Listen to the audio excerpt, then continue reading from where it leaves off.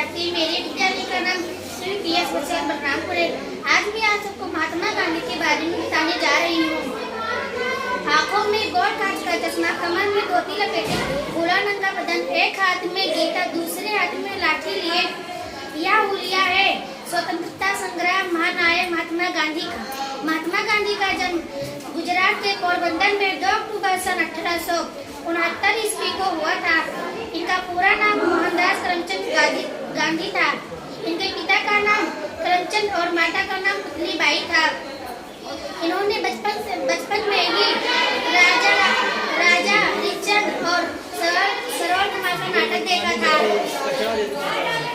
इन्हीं नाटक से उनके संपूर्ण जीवन और कार्य व्यवहार में परिलक्षित हो गया। गांधी अल्फ्रेड हाई स्कूल से अपनी शिक्षा ग्रहण कर रहे थे। एक बार उनके विद्यालय में निरीक्षण के लिए विद्यालय निरीक्षक आए हुए थे। शिक्षक ने बच्चों को हिदायत दे रही थी कि सभी बच्चों का अच्छा प्रभाव पड़ना चाहिए और निरीक्षक ने बच्चों को 5 शब्द हिज्जे बताकर हिज्जे बातमी लिखने को कहा। सभी बच्चे हिज्जे लिख ही रहे थे कि शिक्षक ने देखा कि गांधी ने एक हिज्जे शब्द गलत लिख दिए हैं। उन्होंने गांधी जी को बगल वाले छात्र से नकल करके सही करने को कहा, परंतु गांधी ने ऐसा नहीं किया। उन्हें नकल करने से अपराध लगा। बाद में उन्हें शिक्षक की डांट खानी पड़ी। उन्हीं दिनों की एक दूसरी घटना है। गांधी जी के बड़े भाई कर्ज में फंस गए थे। उन्होंने कर्ज चुकाने के लिए अपनी सोने का कड़ा बेच दिया और मार डांट खाने से अपने पिता से झूठ बोला कि वह कड़ा कहीं गिर गया है। झूठ बोलने के कारण उनका नाम स्थिर नहीं हो पा रहा था। उन्हें रात भर नींद नहीं आई। फिर उन्होंने अपनी अपराध स्वीकार करते हुए एक कागज में लिखकर अपने पिता को दिया और उन्होंने कहा कि जब पिता हमारे अपराध को जानेंगे तो वह मुझे पीटेंगे। परंतु पिता ने ऐसा कुछ नहीं किया। वह बैठ गए और उनके आंख से आंसू आने लगा। इससे गांधी को चोट लगी और उन्हें महसूस हुआ कि प्यार हिंसा से ज्यादा असरदार दंड दे सकती है।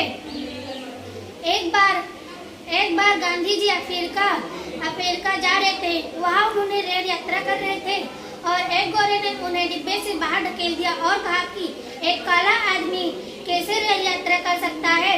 उन्हीं दिनों रंग भेद नीति के बोलबाला था। गांधी जी ने निर्णय लिया कि मैं रंग भीति और नीति के विरुद्ध लड़ूंगा।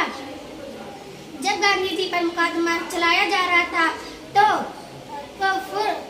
ब्रूमफील्ड ने कहा कि मिस्टर गांधी, आपने अपना अपराध स्वीकार करके मेरा काम आसान कर दिया है, लेकिन इसका दंड क्या उचित होगा? इसका दंड सभी न्यायाधीशों के लिए कठिन है।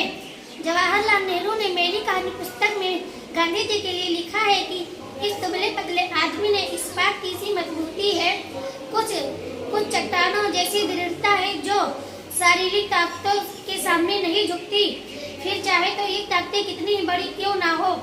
30 जनवरी सन 1948 ईस्वी को गांधी जी दिल्ली के बिरला मंदिर में प्रार्थना करने के लिए जा रहे थे।